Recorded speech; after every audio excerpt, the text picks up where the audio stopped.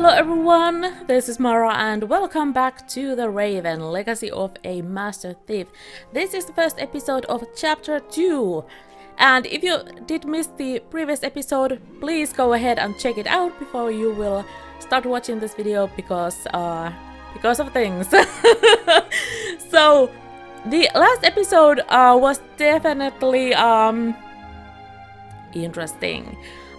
We found out that the murderer of the Baroness von Trebetz was the good doctor, and we were about to go and tell Legrand what we had found, but whereas we were leaving the medical center, the Dr. Gebhardt came in, and it's not good. It's not good, guys.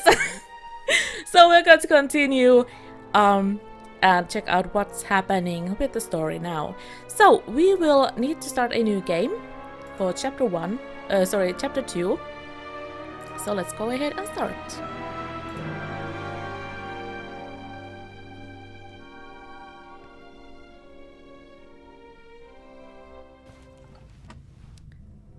Alright, so it definitely doesn't look too good. Why couldn't you just leave it be? Let me go.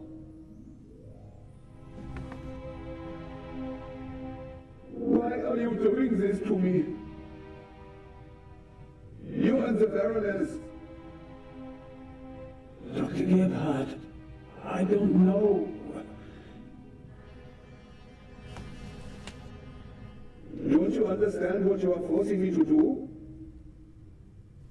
You don't have to.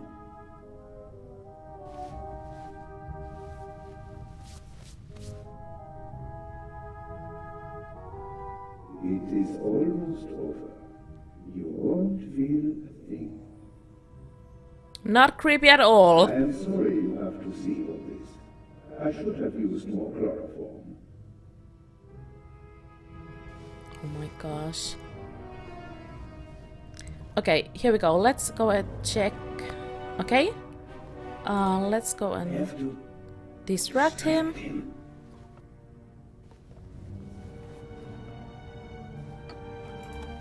Chloroform? I had it in my bag, just in case. You were supposed to be asleep. I am not a monster, you know? You are not. I have nothing against you. Nothing at all. Sure you don't. But what can I do? You forced my hand. It's your fault. I mean, you are blaming me. Are you kidding me? You are seriously blaming me. Chloroform. Okay, there's some chloroform. Still hardly numb. Okay.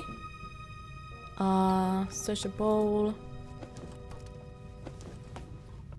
We can't. Okay, unfasten those. Can you do that? Foot rest.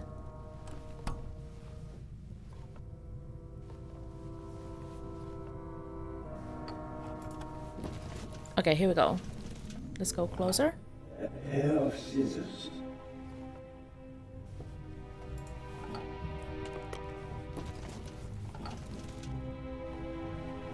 Alright, let's use the scissors. Cut those. What are you doing?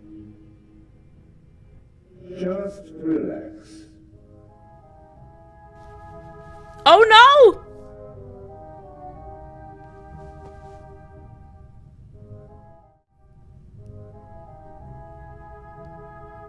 I am sorry you have to see all this. I should have used more chloroform.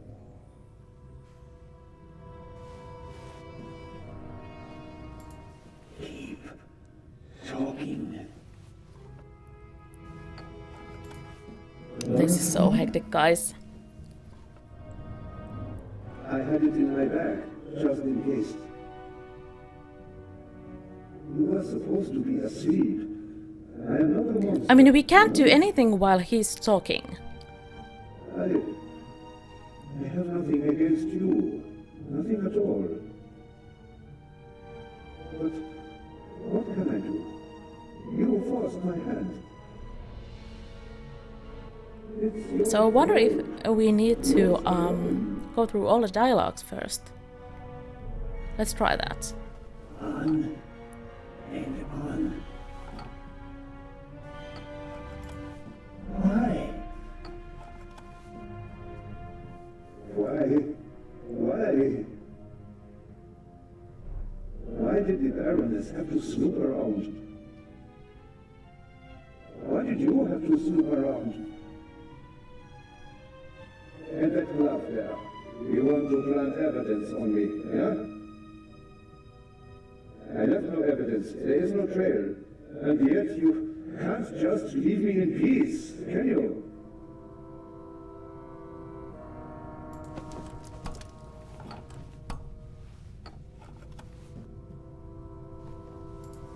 Okay, talk to him. On and on. And what next? Heart failure happens a lot at your age, especially given your background. I am still considering whether I should throw you overboard. Don't leave evidence. No evidence. But what if I'm seen? My plan was perfect. And then you ruined everything!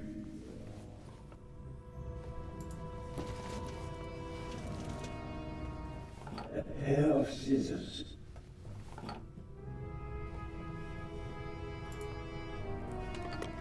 I'm not sure if we have enough time to do this now either.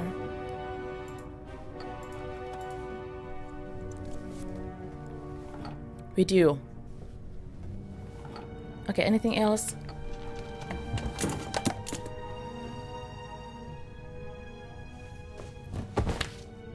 Oh my gosh.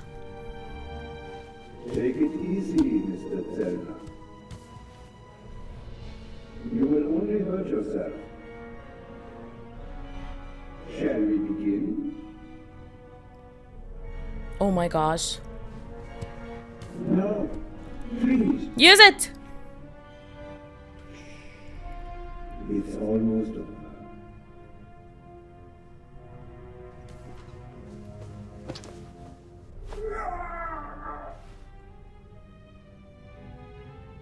I will. Are you okay? Oh my gosh. Oh my gosh!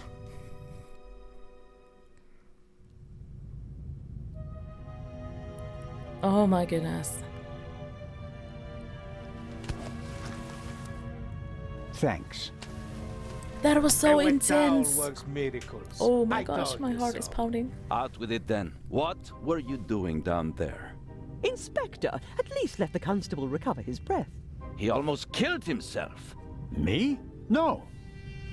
Dr. Gebhardt would have taken care of that for me. Where is he? Gebhardt? He's vanished without a trace. We're searching the ship from top to bottom. One at a time. Tell me, Zellner, what did you find out? Dr. Gebhardt killed Baroness von Trebitz. Impossible. Do you have proof? Besides the fact that he wanted to kill me? But wasn't the doctor with you when the shot was fired?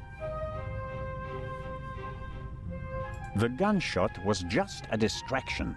It wasn't the shot that killed the Baroness. But how? The shot that we heard was a recording. The Baroness had a tape recorder and good speakers in her cabin. Good enough to make the noise audible on the upper deck. Is that just your suspicion, or do you have proof? There's an audio tape in the medical center. The reel belongs to the tape player in the Baroness's cabin. And there's a sibling reel in her cabin that belongs to the recorder in the medical center. After a few minutes, there's a loud bang on the audio tape. That's our gunshot. Where did Gebhardt get it from? He recorded it in the cargo hold. His tape recorder has a microphone, and I removed a bullet from one of the boxes down there. And it came from the murder weapon? Yes, I compared it to the other bullet in the inspector's cabin. Of course you did. All right.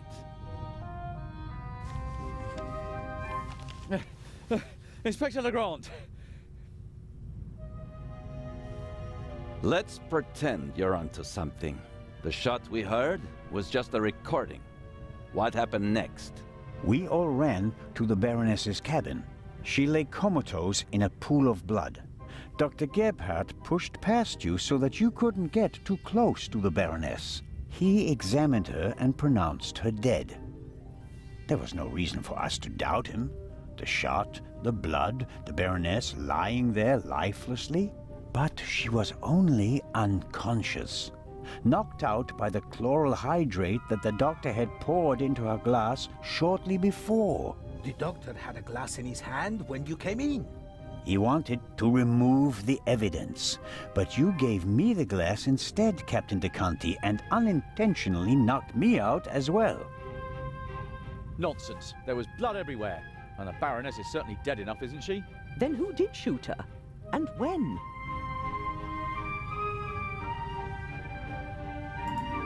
As I already said, it was Dr. Gebhardt.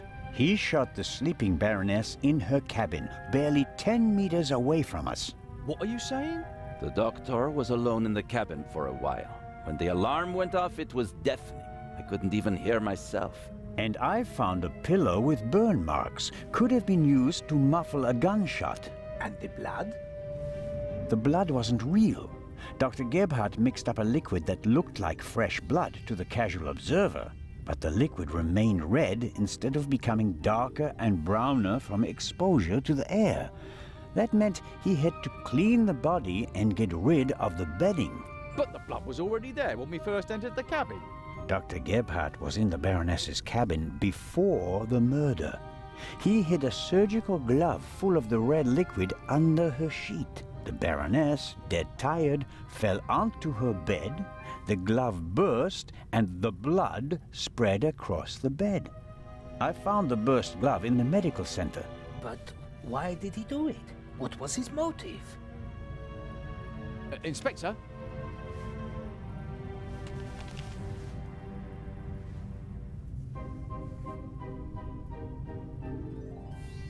The Baroness was blackmailing Dr. Gebhardt. What's your reasoning? Isn't blackmail always a good motive? It's worthless without proof.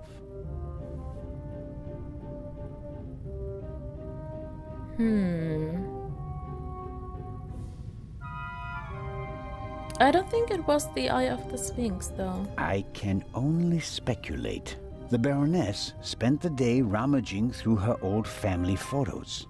And in her diary, she wrote about deceased family members. I suspect it had something to do with their fates during the war. The Baroness wrote a warning on her notepad. There is a murderer on board. I don't have proof, but I believe that the Baroness held Dr. Gebhardt responsible for the deaths of her relatives and wanted to confront him in front of all of us. The doctor couldn't allow that to happen, and so he silenced her. No. Do you have anything to contribute, Constable? Confession, sir. Dr. Gebhardt was the Raven. It's all here. He admits to everything. What does it say? It says, "Do you still remember, my dear Nico? The streets were wet with rain and the scent of roasted barley and fermenting yeast wafted over to us from the brewery. A dog barked until your shot struck down the innocent one. After that silence, not a single sound except for my soft steps fading on the wet cobblestone street. They made a hero of you, and I, at last, found peace. At least until the urge returned. Some of us are not made for retirement, my friend. I thought they would assign this case to you, and that thought pleased me. We'd finally find out who was truly the better man." And it pains me now to have to admit that you and your little gumshoe got the better of me. You drove me into a corner, forced me to make mistakes. I congratulate you on your triumph, but no one will confine the Raven to a cage. There is but one way out, and that is by my own hand. Farewell, Raven Hunter. R.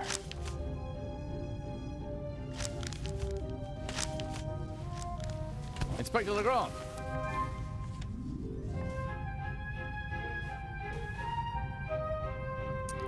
I don't know about you guys, but I'm not buying it.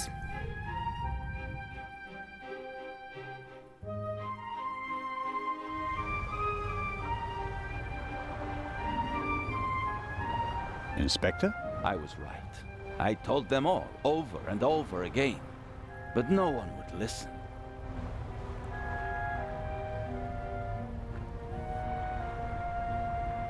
You think that Dr. Gebhardt was really the Raven? The things Gebhardt describes in his letter aren't part of any police report. Only someone who was there would know them. Couldn't there have been others involved? One of the police, for instance. What if one of them changed sides? Why is it so hard for you to accept the simple truth? There was never a new Raven. There was only ever the old one. And that was Dr. Gebhardt. The modus operandi doesn't match. The Raven was not a killer. Exactly. Legends are rarely what they seem to be, Constable Zellner. Then who was the man who was killed back then? William Jackson, a petty thief, committed some burglaries together with his brother. Talented, but not world-class.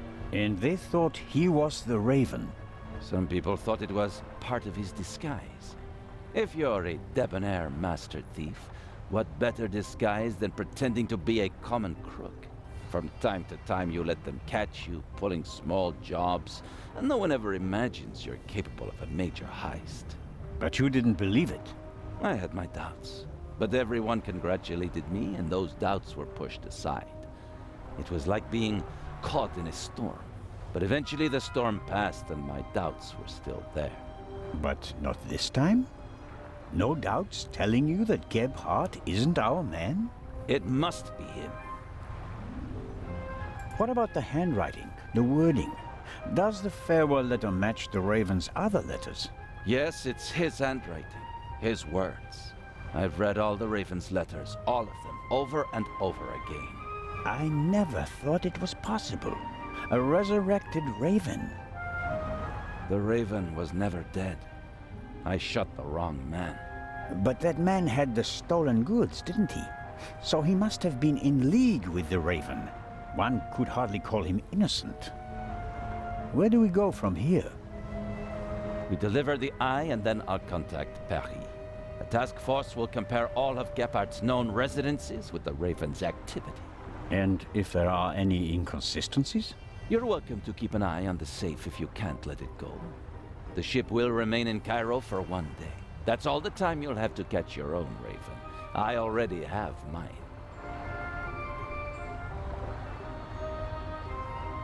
All right.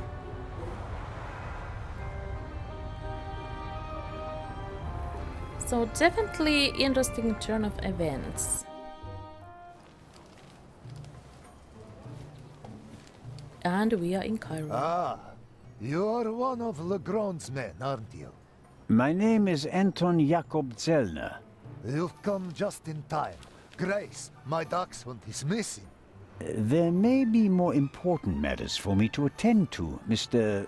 Director Abbas Mokhtar. And Grace isn't just a common dog. She's a purebred German dachshund, a champion. And we are going to end this episode here. So, there we go. That's what happened after we blacked out with the doctor. And yeah, definitely leave your own speculations in the comments below. What do you think happened? But I'm not really buying it. I'm not buying that the doctor would have been the Raven. there might be something else here, and we will need to continue our investigations and find out what really happened. But we are going to end it here now, so thanks so much guys for watching. If you enjoyed, leave a like and comment below, and I will see you next time in the Raven.